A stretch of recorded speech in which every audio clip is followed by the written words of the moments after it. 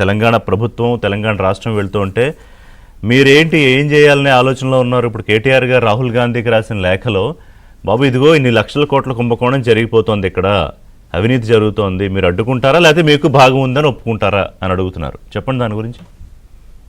ఏం లేదు రిషి గారు, ఇంతకుముందు మీరు చాలా గొప్పగా ఏంది రేర్ ప్యూర్ అంటున్నారు కదా, ఖచ్చితంగా రేర్ గ్రూప్ ఉంది సార్. ఇలా రేవంత్ రెడ్డి రాహుల్ గాంధీ గ్రూప్ ఉన్నది సార్. రేవంత్ రెడ్డి అనుచరులు ఉన్నారు, రాహుల్ గాంధీ గారికి ఢిల్లీకి ఏం పోతుందో మనం చెప్తున్నాం సార్. ఇది రేర్ గ్రూప్ సార్. ప్యూర్ అవుతుంది సార్. ఏం ప్యూర్ సార్? మొత్తం ప్యూర్ గా ఎవరైతే రేవంత్ రెడ్డి అనుచరులు, రేవంత్ రెడ్డి సంబంధించిన వంగమాకి సంబంధించినటువంటి ఆ అనుయులు, ఆ సంబంధించిన అందరు కూడా భూములు కట్టబెట్టడంలో ప్యూర్ అవుతుంది సార్. క్యూరింగ్ అవుతుంది సార్. ఎక్కడ క్యూరింగ్ అవుతుంది సార్? అటు కేంద్రంలో ఉన్నటువంటి ఆ అధికారంలో ఉన్నటువంటి భారతీయ జనతా పార్టీ ఒకవైపు క్యూర్ చేస్తా ఉన్నాడు, అదే విధంగా రాహుల్ గాంధీ కాంగ్రెస్ పార్టీ దేశవ్యాప్తంగా పైసలు తీసుకొని క్యూర్ చేస్తా ఉన్నాడు.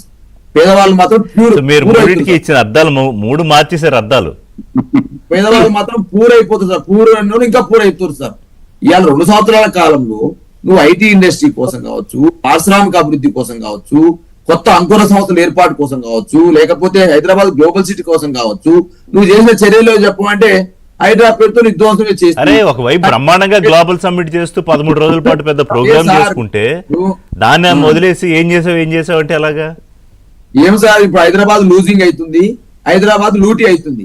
2 అవుతున్నాయి రేర్ గ్రూప్ లా. రేర్ అన్నారుగా మీరు. రేర్ అంటే రేవంత్ రెడ్డి రాహుల్ గాంధీ నాయకత్వంలో హైదరాబాద్ లూటీ అవుతుంది, హైదరాబాద్ లూజ్ అవుతుంది. లూజ్ అంటే కోల్పోవడం అంటారు.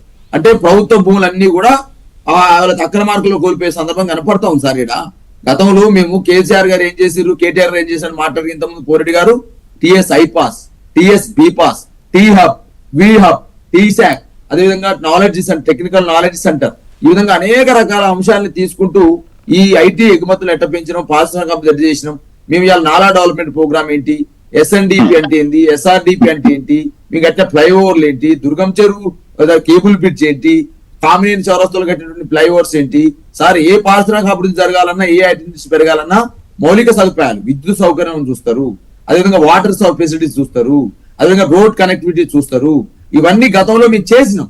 దాన్ని మీరు డెవలప్ చేయకుండా ఈ 2 సంవత్సరాల కాలంలో ఏం చేసిరు అనేది ఐటీ ఎగుమతులు చూస్తే కనపడతా ఉంది. అదేవిధంగా మన యొక్క జీడిపి చూస్తే కనపడతా ఉంది, మన యొక్క అప్పుల వాటాలు చూస్తే కనపడుతుంది. 2 సంవత్సరాల కాలంలో రేవంత్ రెడ్డి గారు చేసింది. ఇవాళ 9,292 ఎకరాలకు సంబంధించినటువంటి ఆస్తుల్ని గతంలో ఒక్క అంగుళం కూడా అమ్మనటువంటి రేవంత్ రెడ్డి గారు ఏ విధంగా లూటీ చేస్తా ఉన్నారు? లూటీ చేయడమేనా రైజింగ్ అంటే? చెప్పండి. రేవంత్ రెడ్డి గారి రేర్ గ్రూప్ అనేది రేవంత్ రెడ్డి మరియు రాహుల్ గాంధీ గారి రేర్ గ్రూప్ లో లూజింగ్ చేయడమేనా? నిన్న మీరు నేషనల్ మీడియాలో సండే కదా కాసేపు చూస్తే తెలంగాణ రైజింగ్ డాక్యుమెంట్ చర్చ ఎందుకు వచ్చిందంటే అక్కడ వార్తల్లో ఈ లియోనెల్ మెస్సీ వచ్చి హైదరాబాద్ తెలంగాణ ముఖ్యమంత్రితో మ్యాచ్ ఆడుతున్నట్ట అని అక్కడ నేషనల్ స్థాయిలో వార్తలు వచ్చాయి. అంతర్జాతీయ మీడియా నేను చూడలేదు. మరి వాళ్ళు అంటే ఏంటి, హైదరాబాదు తెలంగాణ జాతీయ స్థాయిలో వార్తల్లో ఈ రైజింగ్ కార్యక్రమం ద్వారా వెళ్తూ ఉంటే హైదరాబాద్లో మీరు ఎందుకు దాని గురించి ఒప్పుకోవట్లేదు? నిన్న నాకు పోటీ పక్క రాష్ట్రాలతో కాదు అని సింబాలిక్గా ఆయన మెస్సీతో మ్యాచ్ ఆడడం కూడా ఇదిగో అంతర్జాతీయ స్థాయిలో నా విజన్ అని చెప్తున్నారు తెలంగాణ ముఖ్యమంత్రి.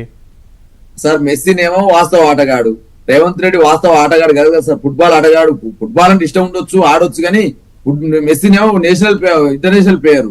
రేవంత్ రెడ్డి గారు ఇంటర్నేషనల్ ప్లేయర్ కాదు, ఓన్లీ ఆట మాత్రం ఇంట్రెస్ట్ ఉన్నట్టు వ్యక్తి సీఎం గారు. నేను ఏమంటే ఇవాళ క్రిటెక్స్ అనే కంపెనీ హైదరాబాద్ నుంచి పారిపోయింది, అమర్రాజ్ బ్యాటరీ ఇక్కడ నుంచి పారిపోయింది, ఎల్ఎన్టీ తప్పుకున్నది మెట్రో నుంచి. ఈ విధంగా చెప్పుకుంటూ పోతే 2 నెలల కాలంలో ఏం జరుగుతుందో చూసినాం మనం. ఇవాళ నేనేమంటున్నామంటే ఒక్క అంగుళం కూడా అమ్మనటువంటి భూమిని ఇవాళ 9,292 ఎకరాలు ఎవరికి కట్టబెడతా ఉన్నారు?